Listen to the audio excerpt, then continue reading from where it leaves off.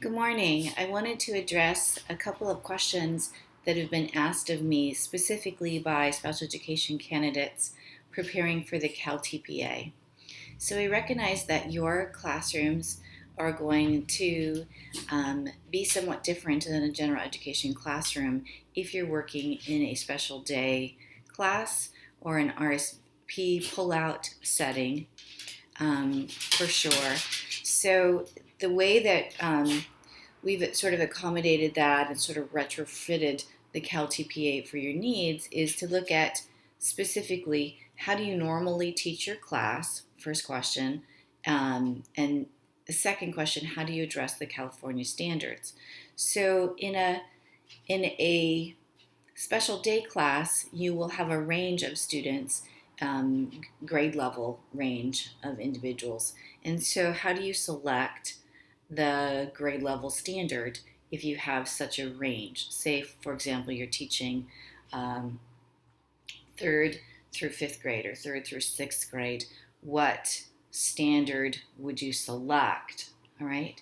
So we're going to address that question first, and then we'll talk about RSP settings.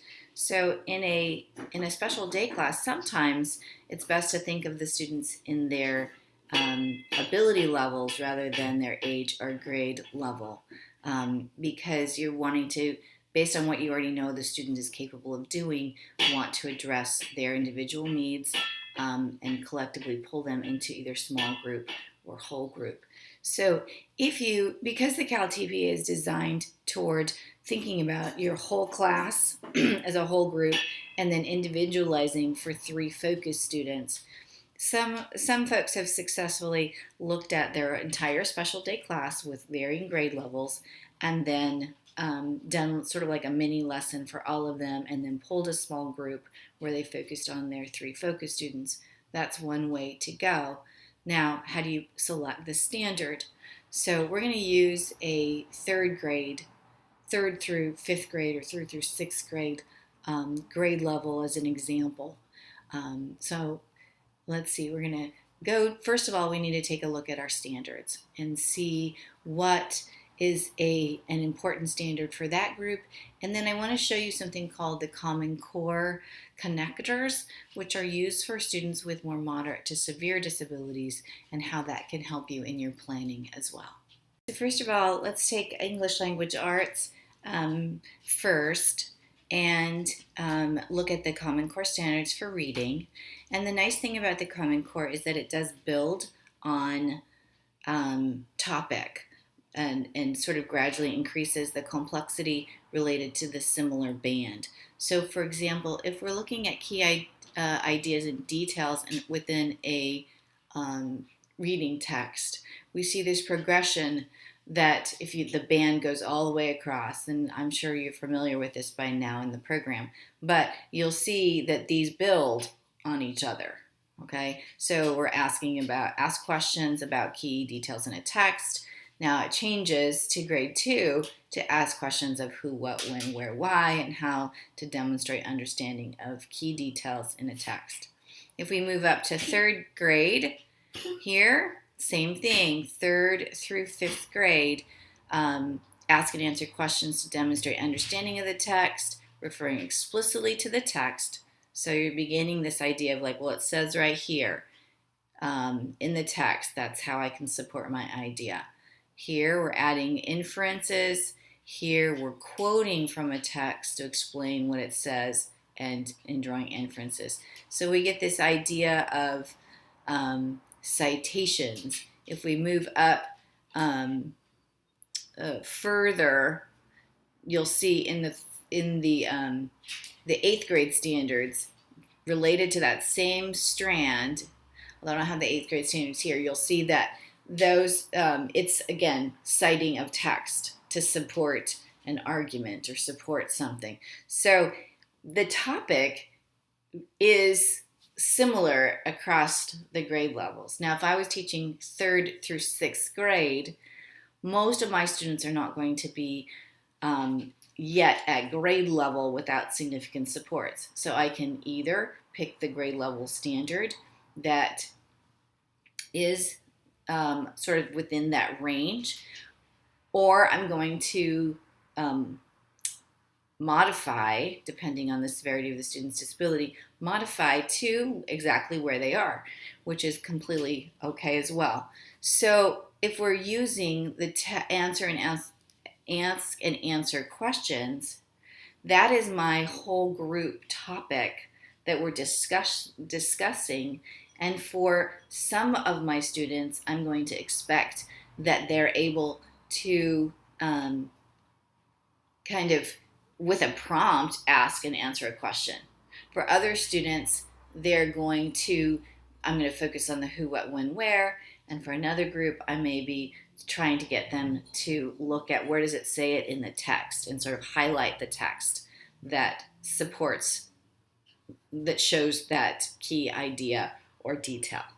All right, so you're teaching one lesson, but you're differentiating for your different grade levels, or based more practically probably based on the ability level of the students that are in your room, or supporting them so they can get there. Does that make sense? I hope so. So let's go to another resource that can help you with this, because I know some of our classes don't have a lot of curriculum. Or are you going to pull from the teacher's guide from a third grade text, a fourth grade text? So when I was a special education teacher, we had all of the textbooks online, and so I had access. I just had to ask because of the range of abilities in my room and the grade level abilities that I have access to the entire scope and sequence of our particular curriculum.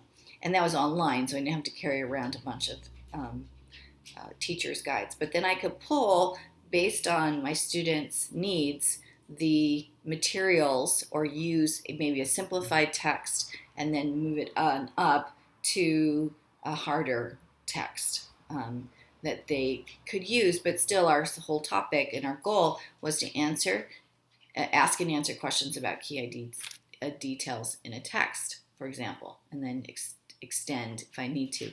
It's not that dissimilar to a general education classroom where you have students who are functioning at grade level, some who are not, and some who have already mastered that and they need to reach up to a higher level of complexity. So don't get too hung up on this is the grade level standard that I'm working on, except you're going to reference that you're working about, your standard is identifying within the band of identifying, asking, and answering questions, and explain in there in your CalTPA that you have a special education class and you have a range of grades. So you're picking a topic that's relative to all the grades and an essential one. And for this group, you're going to be working on this particular objective within your lesson. And then it's fine to videotape students in that small group instead of having to do and demonstrate the entirety of your lesson with your whole class. That's absolutely fine. Okay, we'll get to that in a second. But you also have these English language art frameworks that if you don't have access to curriculum, it gives you a great idea about the sequence of progression of difficulty for a particular lesson, and sort of unpacks pedagogy and how to teach that particular grade level standards in ELA. So it shows you the progression of each. So I would recommend looking at it. It also has an idea of foundation skills. Sometimes those are lacking in our special education students, and so we can pull from those standards as well if they have some gaps in their phonics or other foundational elements. So I would encourage you to look at that. The other piece that's really important here, let me see if I can pull it up, is, let me show you what it is. This is called the Common Core Connectors, and it's designed, it connects the Common Core standards, prioritizes them into something called Common Core Connectors, and the essential understanding of what's important in reading.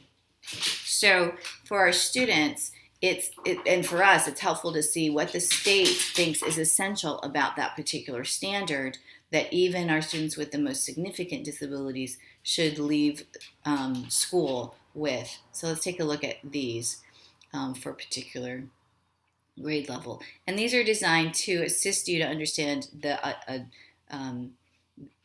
alternative assessment for our students that they will be taking if they qualify for that. So let's do, let's do third grade here. It starts at third grade. So up until that, you're working on a lot of foundation skills. So here's our same standard that we just talked about, right? Ask and answer questions to understand, demonstrate understanding of a text. And then here's the common connector. Answer questions related to relationships between characters, settings, events, and conflict. So can the students identify, over here is your essential, identify a character, identify the setting, event, or a conflict within the text. So you see the simplification here. Let's go to 8th grade because I had some questions about that. Grade level. Okay, same standard we could see from kindergarten, asking and answering questions, referring to the text explicitly. We see the 8th grade standard, cite the context evidence that most strongly supports an analysis of the text says explicitly. Here's your simplification. Use 2 or more pieces of evidence to support inferences, conclusions, summary of a text. Make an inference from a literary text, all right?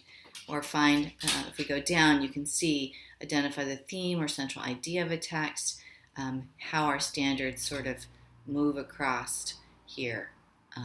Now, if you have 8th grade students, but they're not at this level yet, again, you're picking an objective. So can they pick out one piece of evidence to support their summary of that text? You don't have to. Common Core standards are large, and so you're going to be breaking them down into small little steps anyway. So you're picking something out of that standard that's practical and relevant to your particular population, okay? So I hope that kind of helps explain how you can break it down. Now, let's say you're an RSP teacher, or you're an SDC teacher that, or even a younger grade teacher where everything you're doing is in stations or small groups because of the needs of your students, that you really don't do anything whole group. That is completely fine too. For purposes of CalTPA, you need to have 3 students in that group minimally. So if you have 3 6th grade students in your class, that's the group that I would pull. Or if you're an RSP teacher, they don't necessarily have to be grade bound, similar grades, but maybe they have similar needs for math or English language arts, then you would pull them into a small group of 3. You would have your objective for that group. When it talks about whole class, in the CalTPA, I would explain the nature of your class and why you only have small groups of students at a time. And that's just what it is. And so when you're talking about your whole group, you're kind of giving the range of your 3 students, and then you're breaking the 3 focus students down into very specific measurable information.